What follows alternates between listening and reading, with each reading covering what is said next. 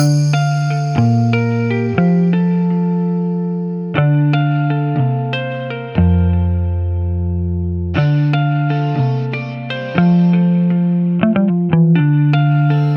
à tous.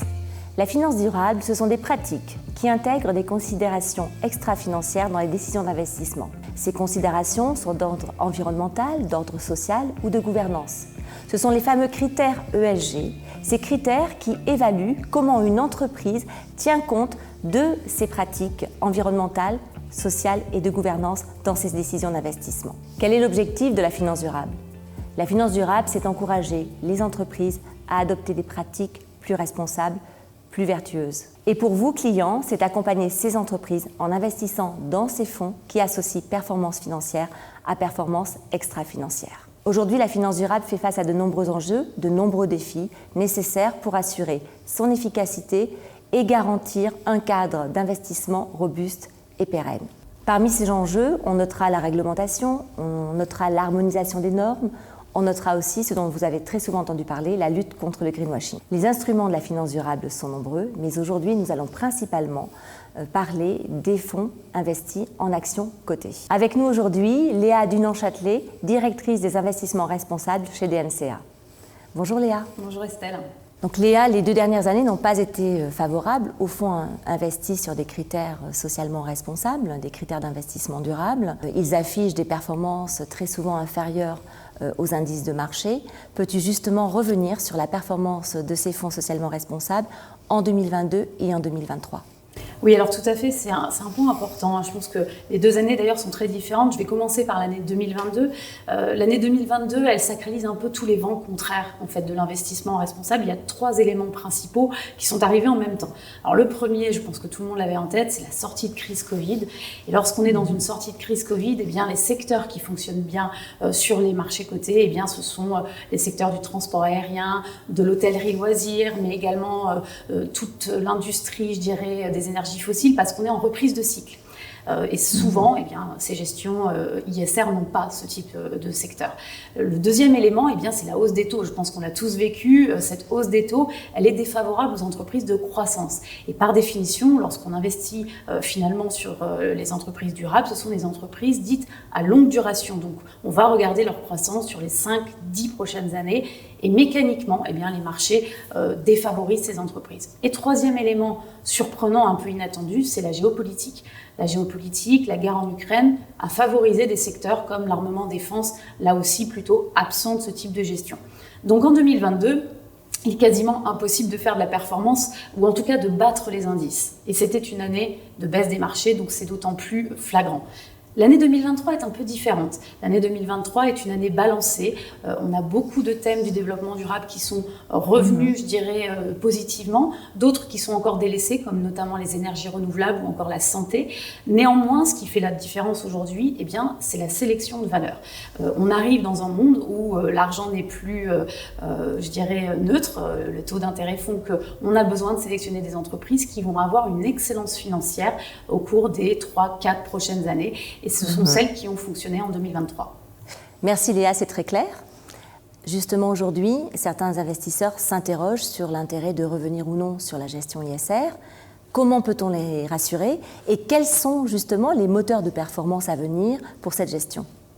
Alors c'est une question importante et il faut remettre en perspective de toute façon la gestion d'actifs, en particulier dans les actions cotées et cet horizon d'investissement qui est d'au moins 5 ans.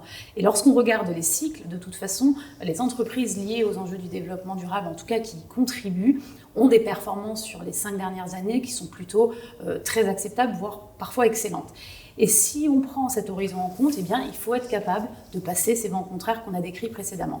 Les moteurs de performance pour les années à venir, ils sont assez clairs. J'ai parlé précédemment des énergies renouvelables. C'est un secteur qui est mis à mal depuis 2 ans, pour lequel je dirais que la plupart des investisseurs avaient de l'intérêt il y a encore 2 ans, et aujourd'hui plus du tout, alors même que les valorisations de ces entreprises sont devenues extrêmement attractives. Si on croit dans cette thématique, qui est un des pans du développement durable, eh bien, il est clair que les prochaines années seront forcément bénéfiques, notamment dans un environnement où les taux vont se stabiliser. Et beaucoup de plans macroéconomiques nationaux viennent justement alimenter de manière budgétaire ou avec des incitations fiscales l'ensemble de cette chaîne de la transition énergétique.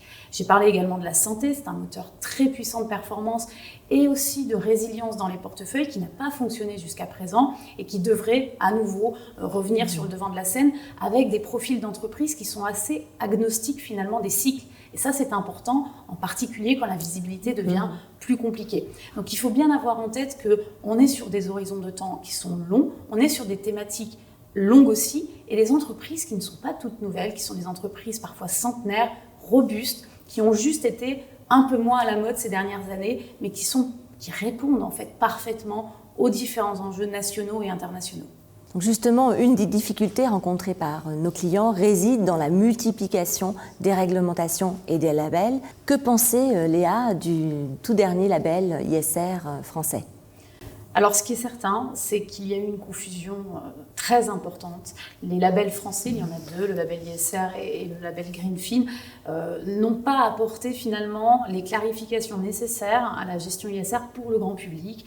Et donc, lorsqu'on avait ce tampon quelque part, ça permettait assez facilement de se dire j'oriente mes investissements vers la gestion ISR sans bien comprendre ce qu'il y avait derrière.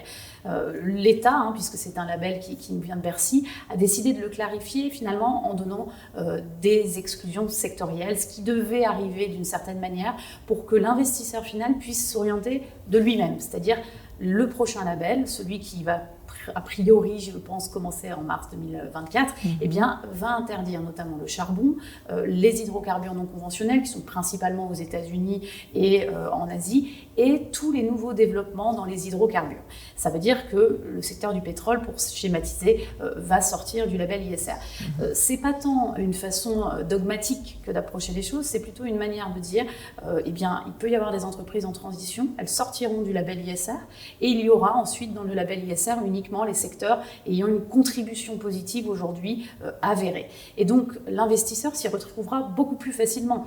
C'est sa décision que de choisir si les hydrocarbures notamment sont des investissements pour la transition ou au contraire de ne pas en vouloir, mais au moins le label ISR désormais permettra de s'assurer que les hydrocarbures ne seront pas investis dans ce type de fonds. Donc là, il s'agit d'un label français. Maintenant, que penser de la réglementation européenne SFDR ?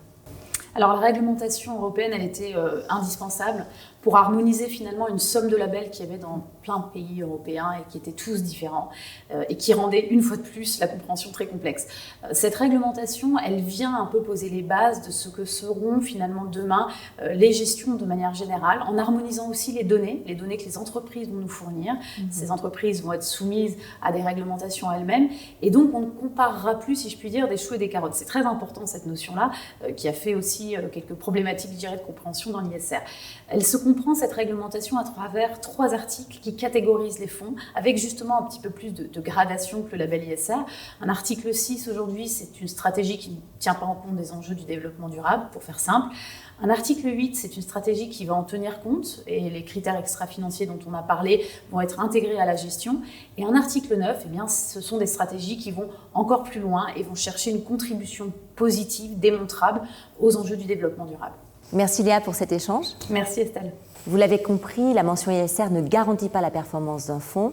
La finance durable devient une norme et elle devrait bénéficier de beaux jours dans les années à venir. Pour vous permettre à vous, clients, d'agir sur l'environnement et sur la société à travers votre épargne, LCL a construit une offre globale, une offre de finance durable, dans laquelle vous retrouverez LCL Impact Climat, LCL Impact Social et Solidaire. Et dans l'offre mandat, nous proposons 2 mandats responsables, un mandat équilibre responsable et un mandat offensif Better World. N'hésitez pas à vous rapprocher de votre conseiller pour en savoir plus sur les produits d'investissement durable de LCL.